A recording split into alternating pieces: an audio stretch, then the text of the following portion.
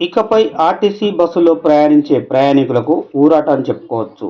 చిల్లరతో నిత్యం ఇబ్బంది పడుతున్న కండక్టర్లు, ప్రయాణికులకు కూడా కొత్త విధానం అమల్లోకి రాబోతుంది. అదేంటంటారా? టీఎస్ఆర్టీసీ సంస్థ డిజిటల్ పేమెంట్ విధానాన్ని తీసుకురాబోతుంది. దీంతో కండక్టర్ వద్ద ఉన్న మిషన్ ద్వారానే మనం online payment, PhonePe, Google pay ద్వారా డబ్బులు చెల్లించి టికెట్ తీసుకొని ప్రయాణించవచ్చు.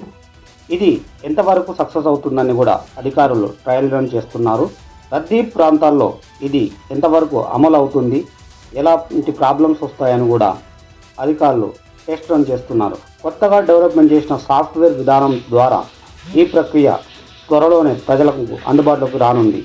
ఇది కనుక సక్సెస్ అవుతే ప్రయాణికులకు డబ్బులతో, చిల్లరతో ఇబ్బందులు తప్పవచ్చు.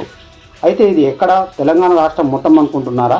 ప్రస్తుతానికైతే హైదరాబాద్ సిటీలోనే దీన్ని విజయవంతంగా అమలు చేసిన తర్వాత తెలంగాణ రాష్ట్రమంతా కూడా ఈ విధానాన్ని పూర్తిగా అమల్లోకి తీసుకురావడానికి సన్నాహాలు చేస్తుంది ఆర్టీసీ సంస్థ.